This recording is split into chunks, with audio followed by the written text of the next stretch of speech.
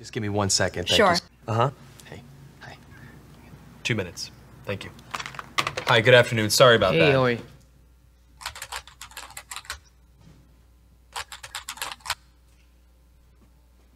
Hi, nice Hi. to meet you. Nice to meet you as well. Have you ever done one of these interviews over the camera before? No. Well, let me tell you a little bit about the job to get started with. It's not just a job, it's sort of probably the most important job. The title that we have going right now is Director of Operations, but it's really kind of so much more than that. Responsibilities and requirements are really quite extensive. First category for the requirements would be mobility. This job requires that you must be able to work standing up most or really all of the time, constantly on your feet, constantly bending over, constantly exerting yourself, a high level of stamina. Okay. That's a lot. For how many hours? 135 hours to unlimited hours a week. It's basically 24 hours a day, 7 days a week. I'm sure you'll have a chance from time to time to maybe just sit down here and there, yeah? You mean like a break? Yeah. No, there are no breaks available. Is that even legal? Oh yeah, of course, yeah. Okay. Yeah. So like no lunch. You can have or- lunch, but only when the associate is done eating their lunch. I think that's a little intense. No. Not possible. That's crazy. Now, this position requires excellent negotiation and interpersonal skill. We're really looking for someone that might have a degree in medicine, in finance, and the culinary arts. You must be able to wear several hats. Associate needs constant attention. Sometimes they have to stay up with an associate throughout the night. Being able to work in a chaotic environment, if you had a life, we'd ask you to sort of give that life up. No vacations. In fact, Thanksgiving, Christmas, New Year's, and holidays, the workload is gonna go up, and we demand that, with a happy disposition. That's almost cruel. That's almost a very, very sick, twisted joke. Worry about when there's time to sleep or... Oh, no time to sleep.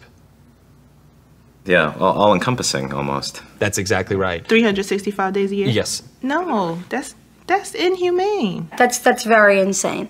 The meaningful connections that you make and the feeling that you get from really helping your associate are immeasurable. Also, let's cover the salary. The position is going to pay absolutely nothing. Excuse me? No. Nobody's doing that for free. Yeah, You're pro crazy. bono, completely for free. No. What if I told you there's someone that actually currently holds this position right now? Billions of people, actually. Who? Moms.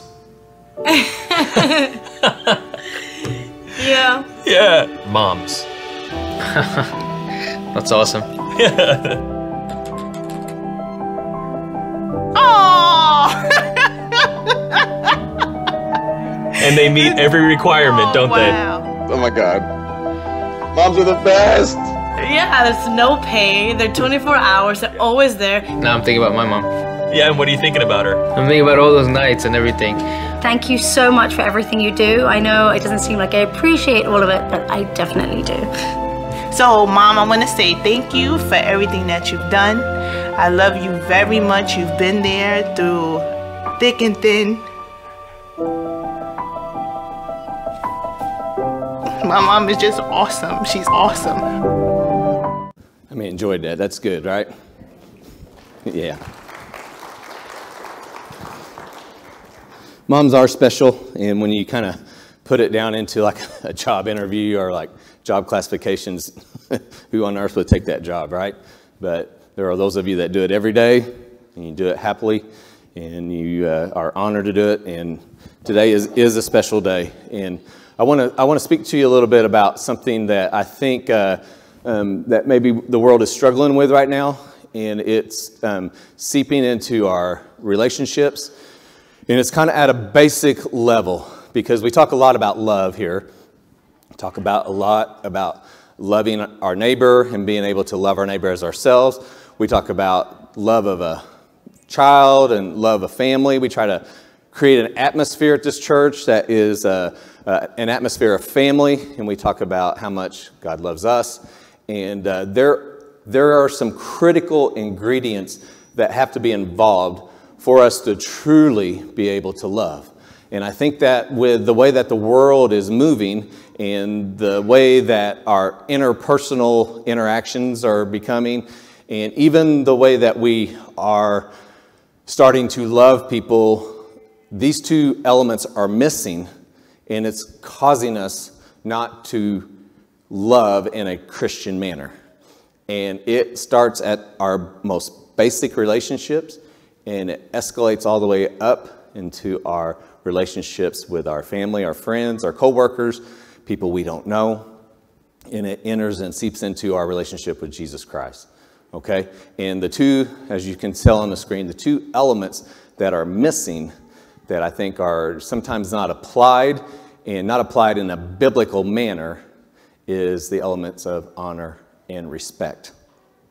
And if you read the Bible for what it says, you are not capable to genuinely love without the elements of honor and respect. Okay? So,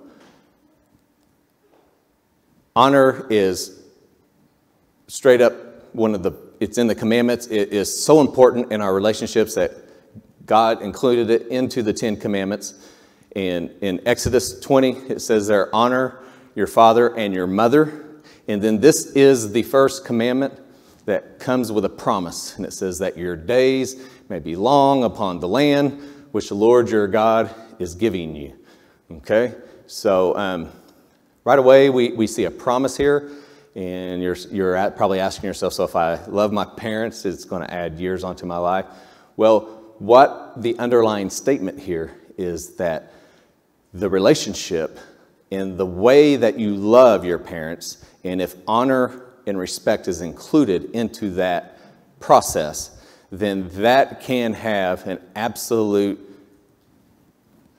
consequence on your health in the way that you live, in your spiritual, emotional, and physical health. Because if the breakdown of basic relationships happen, that can have a dire effect on who we are, our emotional health. Also, it can seep into our physical health. Okay? So, to honor our parents is a part of the 10 Commandments. God lays it out plainly that we are commanded to honor our father, and here on Mother's Day, our mothers. All right? And then Paul picks that up, and then he carries it forward and says, children, and this is instruction to churches that he is writing in Ephesus.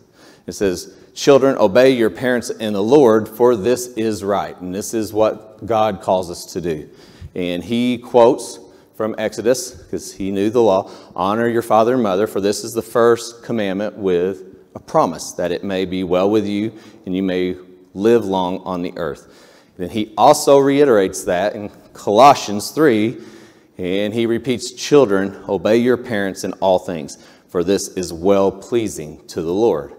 So, in your Christian walk, in your spiritual life, we see here it is plainly laid out that we are commanded to have honor and respect for our parents. And also, it is clearly laid out that this is a part of who we are, and it even affects our health, our spiritual health, our emotional health. And then it is also laid out that when you do this, you are pleasing the Lord. So kind of the trifecta there of what honor and respect and how that has the implications on our lives. Now, we're going to take this out a little bit and talk about how it's implicating families, implicating communities, implicating our nation, implicating churches, all right? And this inability sometimes to have honor and respect for each other is a major issue. And it's a major issue in our families, okay? Because if you just, and I'll just, I get blunt sometimes. The way that we love right now, too many times it's just selfish. We love because we get something from the person that we love.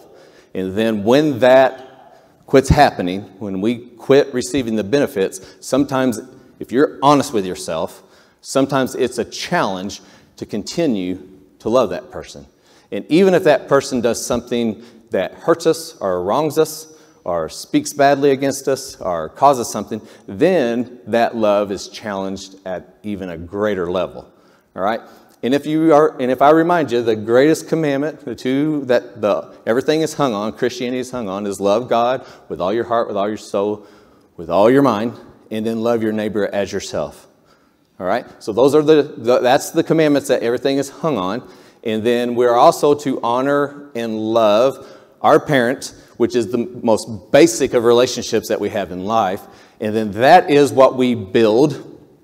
And from that is what we build into how we create a family, how we create a marriage, how we create friendships. So this is a critical recipe for what's going on in our lives every single day, how you interact with your kids, how you interact with your spouse, how you interact with people who you agree with or disagree with, and it has great implications on your spiritual health and your relationship with Jesus Christ. All right? So what is it to honor? What is the definition of honor here? And honor is to give weight or to grant a person in a position respect and even authority in your life. Okay? So it could be someone who's in a position that you are to respect and to show honor to, all right? Or to respect them and to understand that they're in a position, so you have to show them some type of obedience and some type of reverence there. All right. Now, it also is a person who grants honor, and what we do most frequently, it's a basis on their position, status, and even their wealth. All right. But at the truest level, what we grant honor is based on their character. So even people in a low standing who do not have like a big office, do not have a big job, they're not someone who has gotten to a high position somewhere that receives honor from us. For instance, and I tell this story a lot, and I tell it a lot when I speak at graduations and like at schools, is that there was a time when I was working, I had to be in Benton, Illinois early, and a little more earlier than I wanted to. And so I was coming through town, and the State Street Huck's was still open. That's how long ago this was. All right, and I would stop by there and eat a pack of Zingers and a Mountain Dew for breakfast. And that's, if you're wondering how you get this type of physique, stay true to that breakfast, and you'll get there. Okay, don't cheat on it. Keep eating those Zingers. Okay, but that's what I would stop. And then as I was coming through town that morning, I looked over, and there was my elderly grandfather sweeping the streets that he did every morning. And so I pulled over, rolled the window down, and he came over and talked to me. And he was like, "Hey, you up and at it this morning?" I said, "Yeah." And he said, "This is the best time of the day, get everything done, get it moving." And I saw the sweat on his head, and I asked him, I said, "Hey, Papa, I want you to take a break and let me sweep." And I'll never forget his face when he looked at me and he said, "You go do your job. This is my job. This is my broom. This is what I do. This is what I get paid to do. Have a good day." And I was like, "Okay." And so as I was driving, I understood what the lesson there was. And the lesson is that, we need to start looking at people and start honoring them. And what we do too many times is our relationships are based solely on agreement. Whether we agree with somebody in some kind of capacity. And anymore, it could be political, it could be lifestyle, it could be anything that they do, maybe they do something on the weekends that you don't agree with or something like that. And then we just kind of shut that relationship off, and it's like, well, they don't deserve the honor or the respect from me. And here is the bottom line, is that God created every person in his image. And what that means is that each and every person on this earth that has ever lived on this earth has a soul. And that soul was so important that Jesus Christ died on the cross for every one of these souls. And we have to look at people, and instead of looking at them as they are different than me, so I'm not chumming up with them. And listen, I'm not asking you to go to dinner or say that what they're doing is okay. And anything. What I'm asking you is to look at people with the understanding that they have a soul, and it's a soul so important that Jesus Christ died for them just as much as he died for you and me. okay? And so even people who are in a low standing, you know, maybe they got there because of bad choices or bad decisions, but maybe they got there because of bad luck and they just got the roll of the dice. And, you know, most bankruptcies in this country are caused by healthcare problems. Do you understand that? Okay. So, I mean, a lot of times people get to a position and we have a preconceived idea of why they got there, but we hardly ever take the time to figure out what truly is the issue there. And usually if you take that time out, you'll build a relationship with that person and you'll understand them at a new level. And you can have honor, respect, which bleeds into a love for that person. All right? And it says here that while honor is an internal attitude of respect, courtesy, and reverence, it should be accompanied by the appropriate attention and obedience. So when we're talking about Mother's Day here, we're talking about the most basic of all relationships, the first relationship that you have. You're in the womb for 9 months. And, I was always a little bit jealous of Ariane. She got, it seemed like she was automatically closer with the kids, and then every time their first word would be, daddy, and it'd be like, okay, we're good.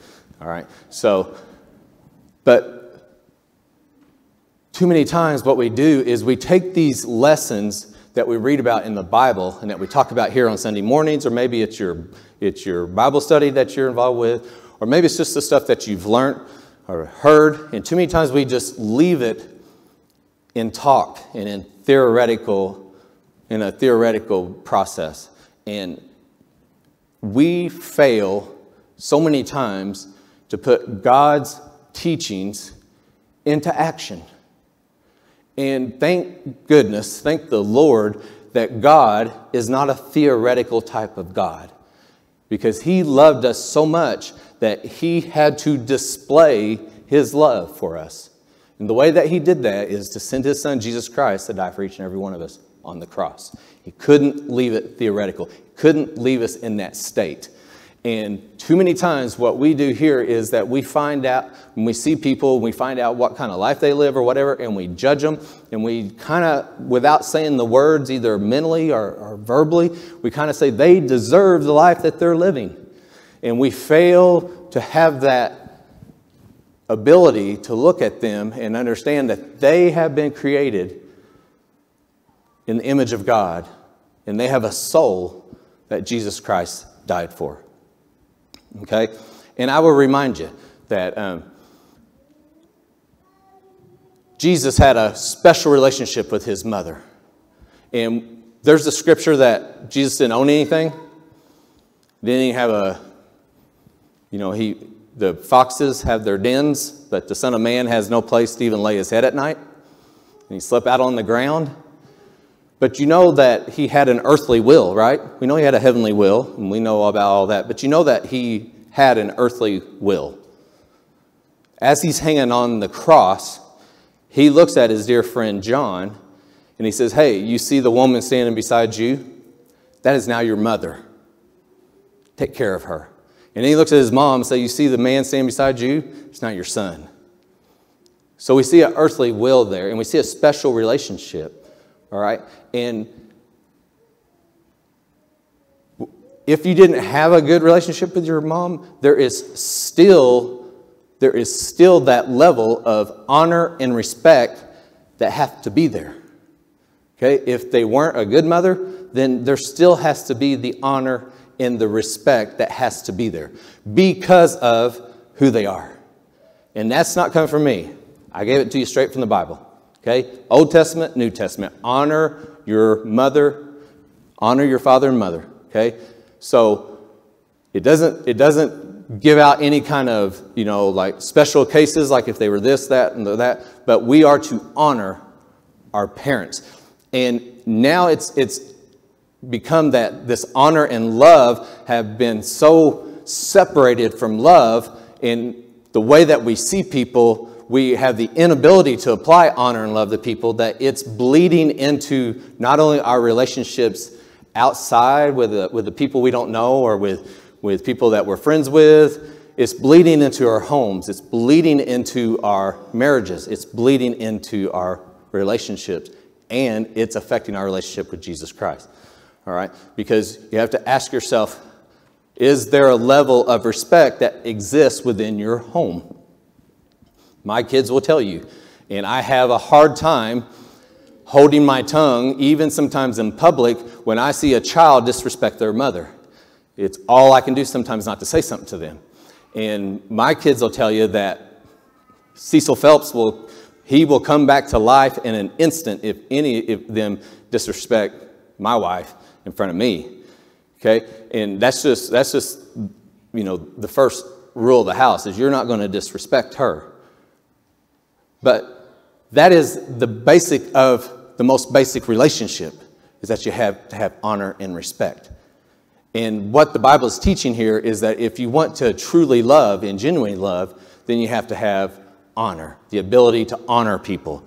And that is the ability to look at them and to see a worth of everyone, even when your earthly instincts are telling you they're worthless. I don't care about them, all right?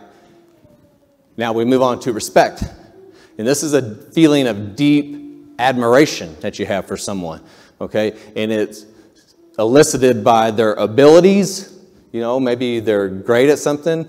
It's their qualities, what kind of person they are, and even their achievements, what they have been able to achieve.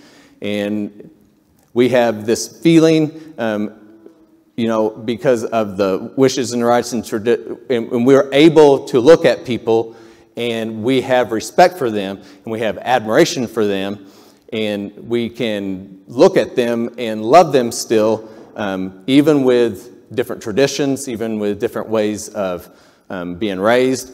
Listen, I'll just tell you this. I have a dear friend that I grew up with, We have stayed in touch all these years. He is a Muslim, and I tell him all the time, he tells me all the time how much we love each other. And I always get a kick because on some of my religious posts that I put on Facebook, he's one of the first ones to like it.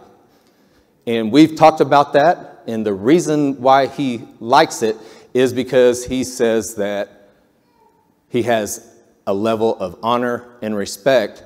He doesn't maybe agree with what I'm saying, but it's the way that he receives it from me because he knows me at that level as a friend and someone who loves him and cares for him, that he knows that that's coming from a good spot. And it's the same thing with him.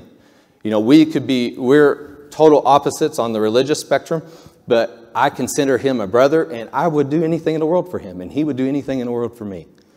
Okay? And it's because of the respect that I have for him. Even his traditions, even his beliefs are different, and we still can come together and have honor and respect. All right? So, the Bible commands us to honor all people. This kind of lays it out. This tells you that there's no qualities here that are brought out. We are to honor people. And the way that we do that is that we view them as someone who has a soul. And it's a soul so important that Jesus Christ died for them. And then it says love the brotherhood.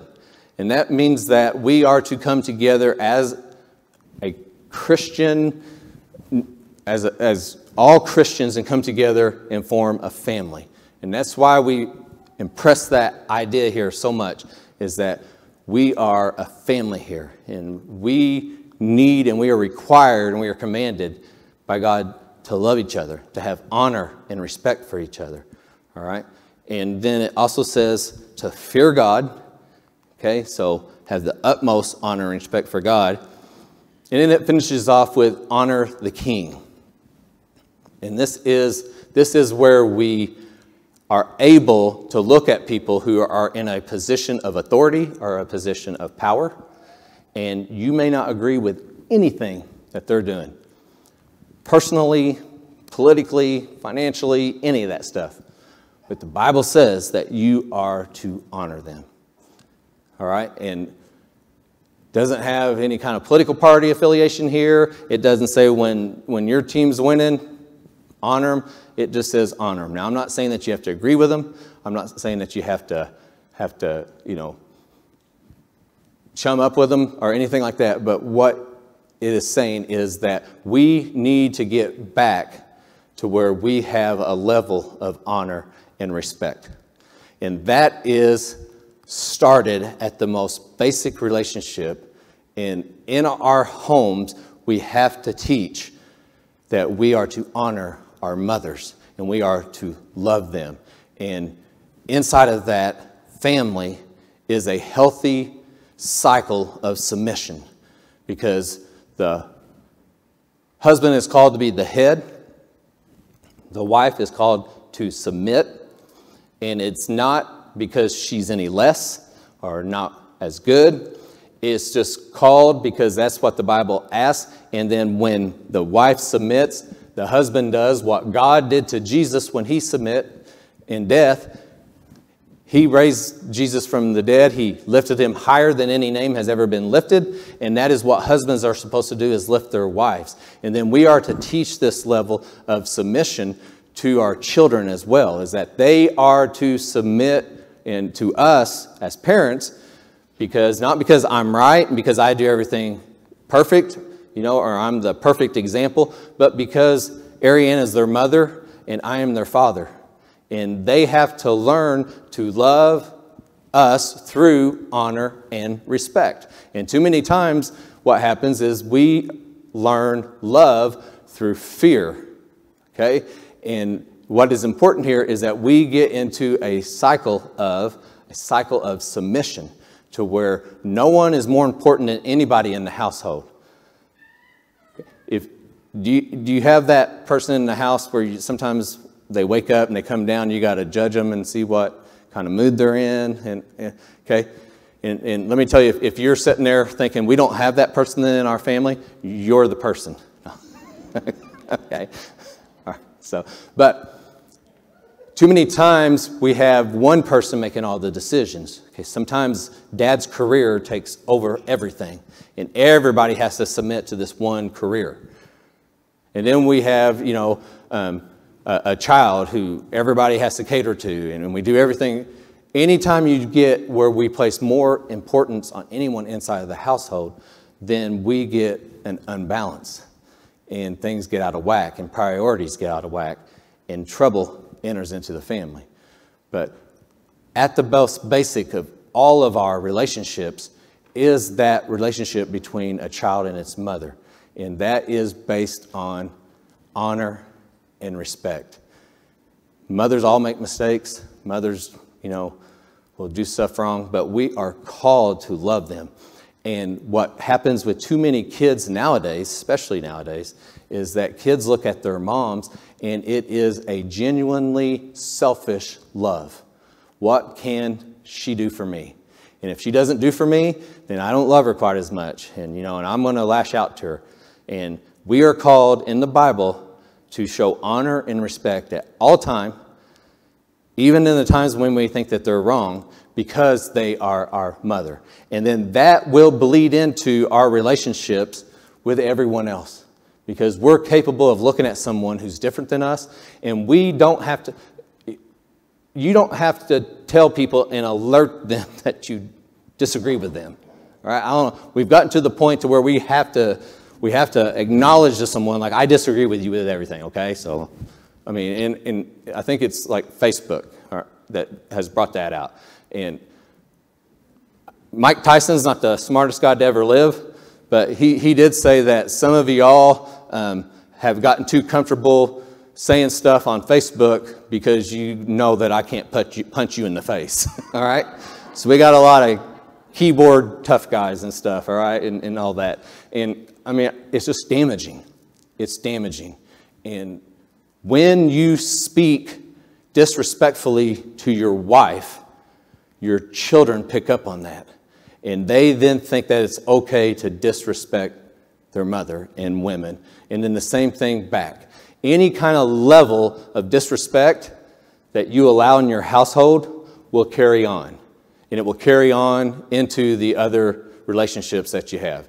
Why do you think there is so much trouble? When I was a kid, especially since my dad was a principal. I got spanked by the principal at school, and then when I got home, I got spanked by him again as my dad. All right, and if I had an argument or disagreement with the teacher was just naturally right. Okay, it was automatically decided that the teacher was right, and unless we could show anything different. And the disrespect for law enforcement, I'm getting into a lot of topics here, but a lot of this stuff is at the most basic of levels. And it's because we are selfish. We love selfishly. Our relationships are built on self. What can I get? And when tough times hit, then this is why relationships don't make it. This is why friendships don't make it. This is why marriages fall apart. This is why kids run off, is because there is not a level of honor and respect that has been taught properly.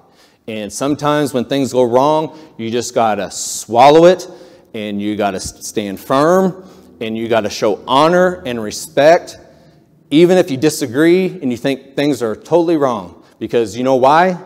Not because I'm standing up here telling you this, but because this is what the Bible calls you to do. Because what the Bible is telling you is that the soul of people is more important than you proving you're right. All right? So we have to, as Christians, start looking at people as someone who has a valuable soul. And we can only get there if we have the ability to show honor and respect. And it's impossible to have love for someone without honor and respect. Otherwise, it's just a selfish thing, okay? So let me, real quick, I'm just going to get real honest with you for a second here, okay? Let me do this real quick. Sorry.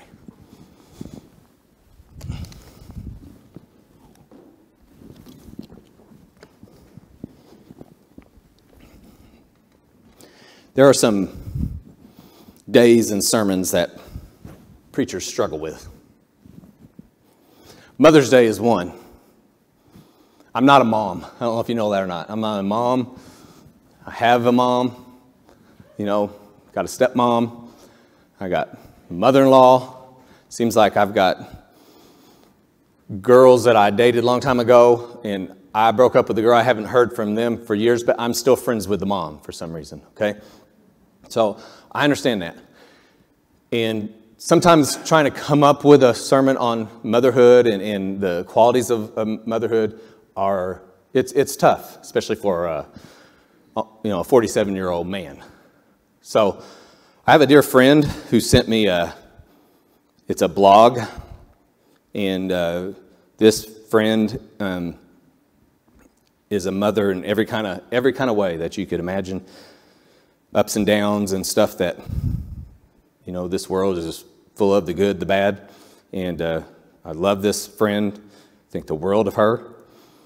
And she sent me this week. This is from an author by the name of Rachel Lewis. And she writes a letter that says, "Dear pastors who are preaching this Mother's Day, I know there's a lot of pressure on you to deliver an exceptional sermon on Mother's Day. Everyone is looking to you to come up with a fresh, encouraging spin on motherhood, just as you have every year before. We all know that good moms do a lot of thankless work. We know that they sacrifice a lot. And I understand why recognition is important. But I might suggest that a fresh spin on motherhood might not be what we need. Some moms get to be moms, and they are naturally good at it. Other moms get to be moms, and even with their best efforts, it is not enough. They need a ton of support from others to keep their family safe. Some moms are in amazing circumstances where work, family, and play all come together. Their needs are met, and they are operating from abundance.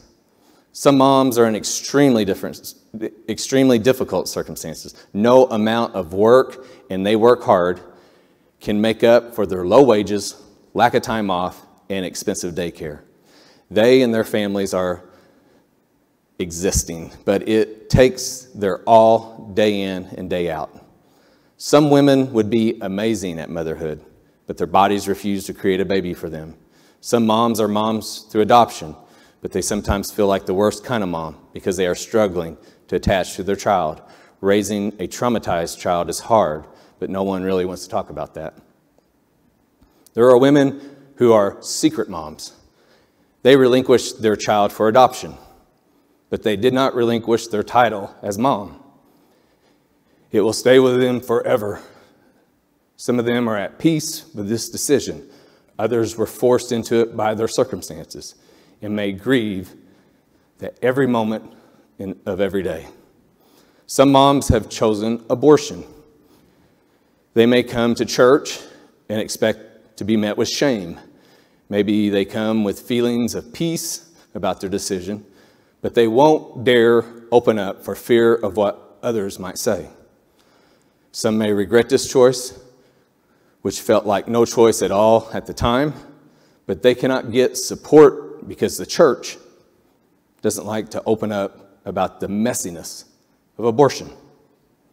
Some moms are temporary moms as they foster the babies of the struggling moms, knowing that the baby they've given their heart and soul to will one day never even know they existed.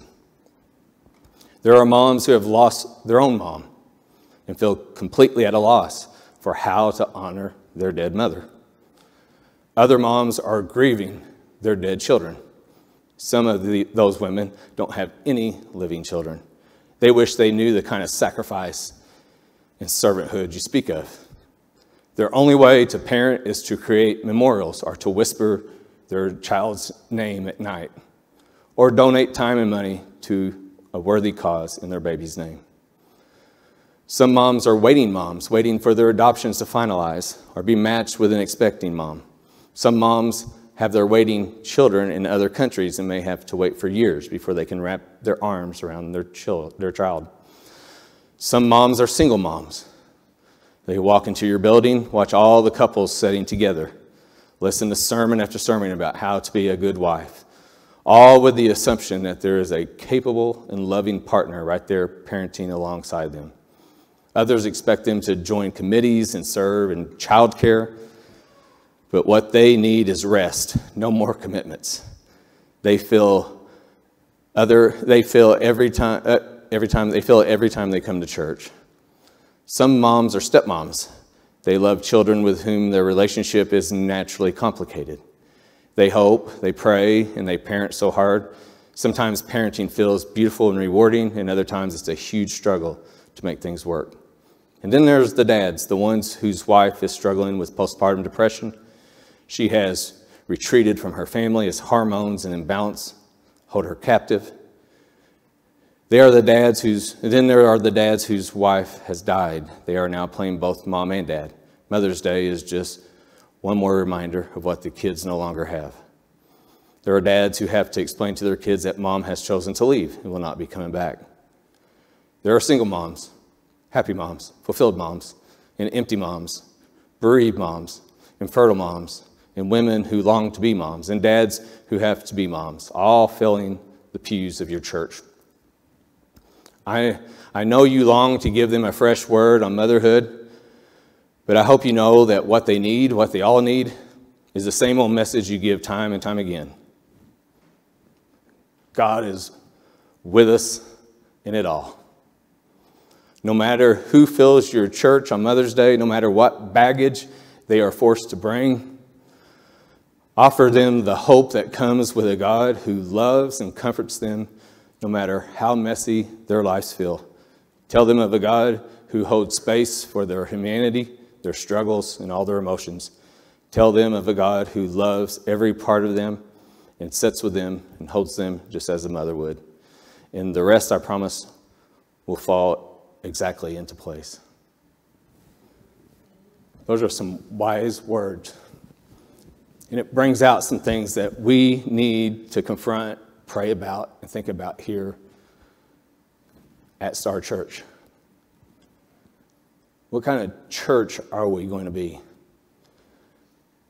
We take great pride in being a friendly church. We really do. And we are a friendly church.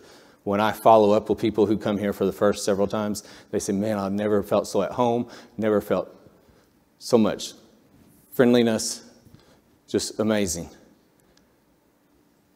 But if we're going to be a true loving church, if we're going to be true loving people, then we need to be able to show honor and respect to people that we don't know anything about, that we've made prejudgments about, that we might have negative ideas about, and they may disagree with everything that we hold special in our lives.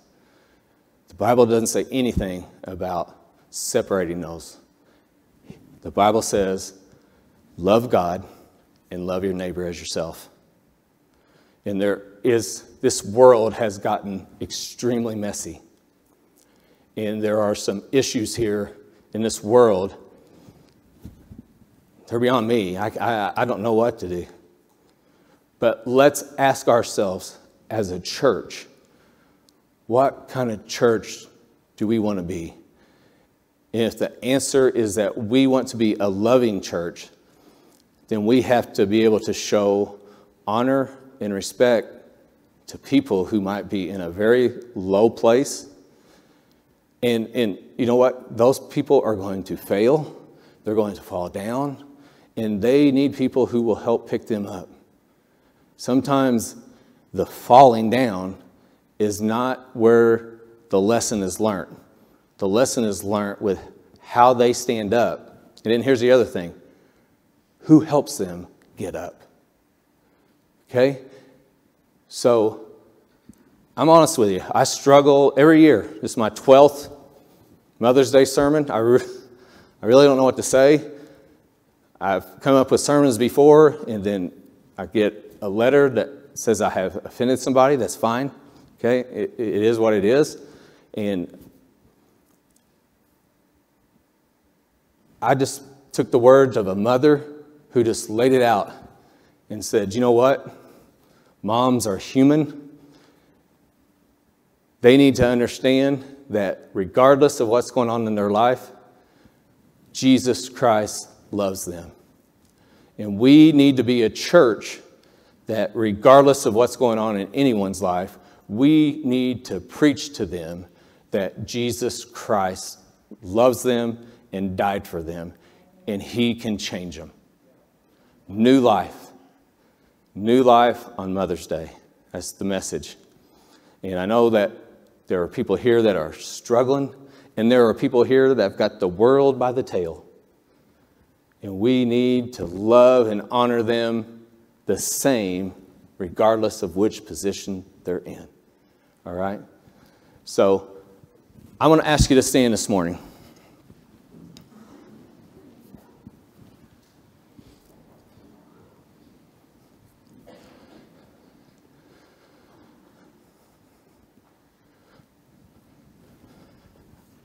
This world is a messy place, and we've got some problems that need to be confronted. And when I was a kid, they were big city problems that didn't exist around here. Just so you know, they're here. Okay, they're here.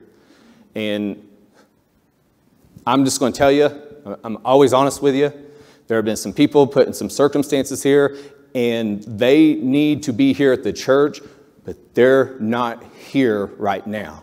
And it's because of the fear of what will happen. And I'm not telling you that because anyone has said anything or done anything. It's just the natural fear that exists when something bad enters your life and you worry about the shame and the embarrassment and all that stuff. I'm just telling you that please, please, please join with me. And I need to pray it as much as anybody, okay, that we can look at people whose life is messy, and we can love them and help them and be there with them and help build them up and encourage them and be there when they fall and help pick them up and be a resource to them and show them, not through theoretical teaching with whiteboards and all that stuff. That stuff's great and it has its place, but there has to be a time when people experience Jesus Christ in the flesh and blood. And we are called to be the hands and feet of Jesus Christ on this earth. Am I wrong? So on Mother's Day, let's pick up what comes natural to you moms, and that is to love. My kids would come to me, and I'd have on like nice clothes, and Jake would come, and I'd be like holding him back, like, "Hey, buddy, don't get close to me." And I look over, and Ariane would just bare hand the snot coming out of their nose, just like, like, we're good. You're like, what is going on here? You guys are just wired differently, okay? And we need to take that and expand it so that we can be the church that Jesus Christ has called us to be, all right? So I'm going to open up the altars to you. And no judgment on who comes down, for what reason. If you got something going on medically, come on down. If you had a great week, come on down. I'm going to tell you I had a great week physically, okay? I had a great week this week. I did. Okay? Thank the good Lord, all right? And I'm thankful for that. So if you got something you're thankful for, come down. If you got problems, come down. If you just want to pray about having this type of love that's built on honor and respect, come on down. Thank you for tuning in to Star Church's sermon. We truly hope that the sermon edified you today and brought you closer to the Lord. For more information about Star Church, visit our website at stargbchurch.com. Once again, that's stargbchurch.com. If you would like to visit our church, our address is 4925 State Road, 142 North, El Dorado, Illinois, 62930. We now pray that God will bless you as you enter the mission field and bring His word to the world. And as always, we will see you next time here at Star Church.